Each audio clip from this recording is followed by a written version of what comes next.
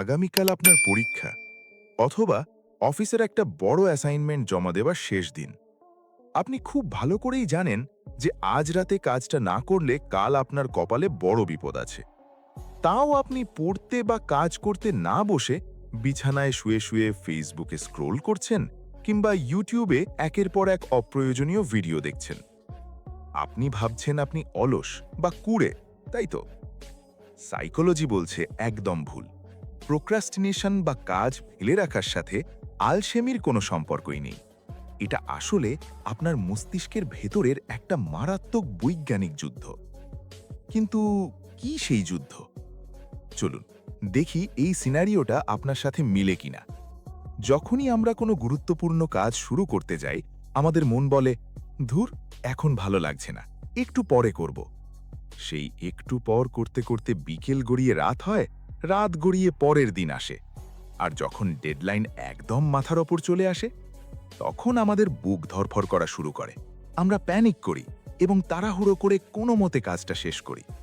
তারপরে মজার ব্যাপার হলো, কাজটা শেষ করার পর আমরা নিজেদের প্রতি তীব্র অপরাধবোধ বা গিল্ট ফিল করি আর প্রতিজ্ঞা করি যে পরের বার থেকে আর এমন করব না। কিন্তু পরের বার ঠিক একই লুপে আমরা আবার ফেঁসে যাই। কেন আমরা জেনে শুনে নিজের এই ক্ষতিটা বারবার করি? আমাদের মস্তিষ্কের ভেতরে মূলত দুটি চরিত্রের মধ্যে ২৪ ঘন্টা একটা যুদ্ধ চলে। প্রথম চরিত্র প্রিফ্রন্টাল কর্টেক্স। এটি আমাদের মস্তিষ্কের যৌক্তিক বা বুদ্ধিমান অংশ। এর কাজ হলো প্ল্যান করা, ভবিষ্যৎ নিয়ে ভাবা এবং কঠিন কিন্তু প্রয়োজনীয় কাজগুলো করা। আর দ্বিতীয় চরিত্র হলো লিম্বিক সিস্টেম। এটি আমাদের মস্তিষ্কের আদিম এবং আবেগপ্রবণ অংশ। একে আপনি বলতে পারেন একটা ছোট্ট বাচ্চা। এর ভবিষ্যৎ নিয়ে কোনো মাথা ব্যথা নেই, এর শুধু এখনই আনন্দ চাই, ইনস্ট্যান্ট গ্র্যাটিফিকেশন। যখনই আপনি কোনো কঠিন কাজ করতে বসেন, তখন আপনার বুদ্ধিমান অংশ বলে, কাজটা করো, ভবিষ্যতে লাভ হবে। কিন্তু কাজটা বোরিং হওয়ায় ভেতরের সেই ছোট্ট বাচ্চাটি সেটা করতে চায় না। সে তখন একটা ফাঁদ পাতে।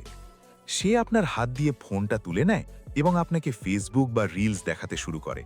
কারণ রিলস দেখলে মস্তিষ্ক সাথে সাথে ডোপামিন নামক ফিল গুড হরমোন রিলিজ করে। সহজ কথায়, প্রোক্রাস্টিনেশন কোনো টাইমিংয়ের সমস্যা না, এটা হলো ইমোশনাল রেগুলেশন বা নিজের মানসিক চাপ ও বোর্ডাম সামলাতে না পারার সমস্যা। কাজটা কঠিন বলে আমাদের যে ভয় বা মানসিক চাপ তৈরি হয়, তা থেকে বাঁচতে আমাদের মস্তিষ্ক ফোন স্ক্রোলিংকে একটা ঢাল হিসেবে ব্যবহার করে সাময়িক আনন্দ খোঁজে। বিজ্ঞান যখন এই সমস্যার কারণ খুঁজে পেয়েছে, তখন এর সমাধানও বের করেছে। এই ফাঁদ থেকে বেরোনোর দুটি সহজ বৈজ্ঞানিক উপায় আছে। নম্বর ১, 5 সেকেন্ড রুল। যখনই কোনো কাজ করার কথা মনে পড়বে, উল্টো করে গুনুন, ৫, ৪, ৩, ২, ১ এবং কোনো চিন্তা না করে সরাসরি কাজে বসে যান। ৫ সেকেন্ডের বেশি সময় নিলে আপনার ভেতরের সেই অবাধ্য বাচ্চাটি আপনাকে কাজ না করার ১০০টা অজুহাত বুঝিয়ে দেবে। নম্বর ২, মাত্র ৫ মিনিটের চুক্তি। নিজেকে বলুন যে আমি পুরো কাজটা করব না, আমি মাত্র ৫ মিনিটের জন্য বইটা খুলব বা ল্যাপটপ অন করব। সাইকোলজি বলে, আমাদের মস্তিষ্কের কাজ করার চেয়ে কাজ শুরু করা অনেক বেশি কঠিন। একবার আপনি ৫ মিনিট কাটিয়ে দিলে আপনার মস্তিষ্ক সেই মোমেন্টাম পেয়ে যায় এবং কাজটা চালিয়ে নেওয়া সহজ হয়। তাই পরের বার যখন আপনি কোনো কাজ ফেলে রাখবেন, নিজেকে অলস ভেবে গালি দেবেন না। শুধু বুঝবেন যে আপনার মস্তিষ্ক এই মুহূর্তে স্ট্রেস বা চাপ এড়ানোর চেষ্টা করছে। আপনার পরিচিত কোন বন্ধুটি সবচেয়ে বড় অলস বা সারাক্ষণ কাজ ফেলে রাখে? কমেন্টে তাকে মেনশন করুন অথবা ভিডিওটি তার সাথে শেয়ার করুন। আর নিজের মন এবং মস্তিষ্ককে নিয়ন্ত্রণে রাখার এমন সব বৈজ্ঞানিক উপায় জানতে চ্যানেলটি এখনই সাবস্ক্রাইব করে রাখুন। দেখা হচ্ছে পরের ভিডিওতে। ধন্যবাদ।